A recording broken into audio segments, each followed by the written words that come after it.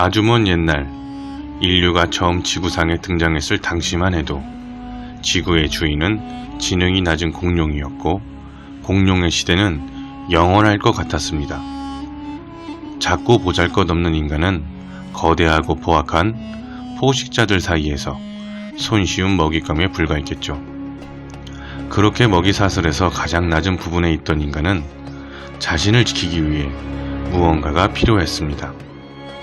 오늘날처럼 화약의 발견으로 폭탄을 만들어낼 수도 없었으며 철이 발견되지 않았으므로 튼튼한 갑옷도 만들어낼 수 없었음에 인간은 어떠한 부분에서도 무시무시한 폭력성을 지닌 다이노들과 대적할 수 없는 상태였을 겁니다.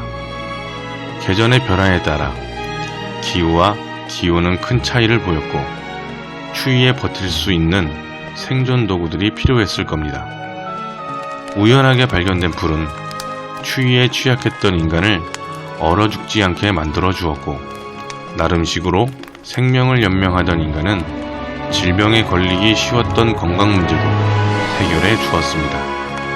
혼자 있는 것보다 둘과 셋, 더 많은 인간이 모여 살며 자신들을 보호하고 방어하기 위한 협동이 이루어졌고 이런 협동은 서로에게 의존하며 공존하는 부족이라는 것을 만들어냅니다. 인간은 결국 지구를 지배하게 되었고 한때 자신들을 위협했던 동식물을 보호하고 보존하려 애쓰는 유일한 생명체가 되었죠.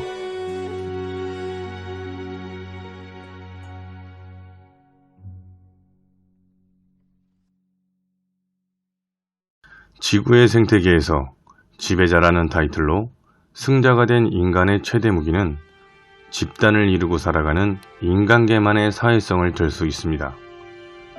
이런 사회성을 형성하며 자연스럽게 힘이 약한 인간은 누군가 자신을 보호해주길 바라기 시작했고 집단 내에서 지능적으로 발달되고 체계적으로 강한 인간에게 의존하기 시작합니다. 힘이 강한 자는 약한 자를 보호하기 위해 지위라는 것을 만들어냈고 이런 지위는 곧 권력이라는 모습으로 집단을 통제하게 되죠. 인류는 이런 강한 자들의 권력으로 많은 변화를 맞게 됩니다. 영토라는 개념이 생기며 활동 범위가 넓어졌고 늘어난 인구가 모여 살며 다양한 도시가 생겨났으며 도시의 시민들의 편리함을 찾기 위해 과학이 발달하였죠. 이렇게 발달한 인류는 굉장히 많은 희망사항을 찾기 시작했습니다. 권력을 가진 힘센 자들의 욕구는 전쟁과 평화, 영생을 찾기 시작했으며 권력을 가지지 못한 약한 자들은 음식과 집, 그리고 자유를 갈망하기 시작하죠. 또한 일상생활에 있어 개개인의 희망사항이 다양해지며 욕심이 이루어지길 갈망하기 시작합니다. 이런 희망사항, 욕심을 욕구라고 말하는데 안타깝게도 인간의 모든 욕구는 자연스럽게 이루어지지 않는다는 사실에 실망을 하게 됩니다.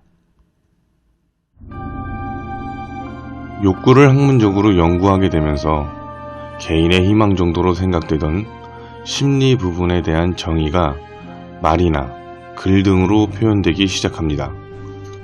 대표적으로 인간은 가장 기초가 되는 먹고 배변하는 생리적 욕구가 충족되면 외부의 위협으로부터 안전해지길 바라는 안전의 욕구, 또 누군가에게 관심을 받고 조직원이 되길 희망하는 애정, 소속의 욕구, 많은 사람들에게 존중을 받고 싶어하는 존경의 욕구, 마지막으로 앞서 4가지 욕구가 모두 충족되었다면 최종 욕구인 이상향적 욕구로 발전한다고 주장한 에이브러함 매슬로우의 욕구 단계설은 대표적이죠.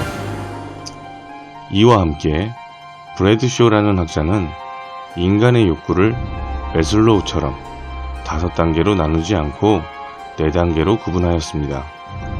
전문가 또는 전문가 집단이 특정한 상황에서 발견되는 상황을 욕구라고 정의하는 규범적 욕구와 욕구라 판단되는 행동이나 상황에 대해 물어보며 파악하는 감지된 욕구, 자신의 희망을 외부로 요구하게 되는 표현적 욕구, 자신과 타인의 불만이 비슷하다고 느끼나 관련된 서비스를 받지 않고 있는 상태의 비교적 욕구로 정의했죠. 인간의 희망사항은 끊임없이 발전하고 있으며 다양해지고 있는 가운데 어떤 욕구, 누구의 욕구에 집중하느냐에 대한 질문을 받을 수 있습니다.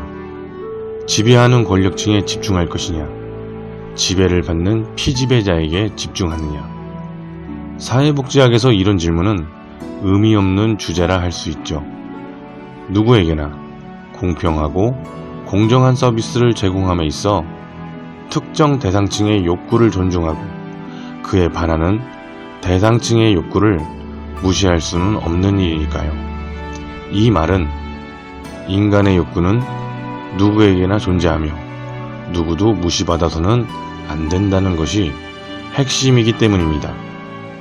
하지만 적절한 정도의 욕구는 인간이 살아감에 있어 절대적으로 필요한 필수 조건이기에 과도한 욕심의 욕구는 주변인에게 피해를 줄 수 있습니다. 분명한 것은 인류의 욕구는 오늘날 우리의 삶을 편리하게 만들어 주었고 인간의 욕구는 인류의 욕구를 만드는 작은 씨앗이었으며 현재 우리의 비전이 되고 있다는 사실입니다. 욕구. 이것은 과학으로도 해결해 줄 수 없는 인본주의적 사고이기 때문이죠.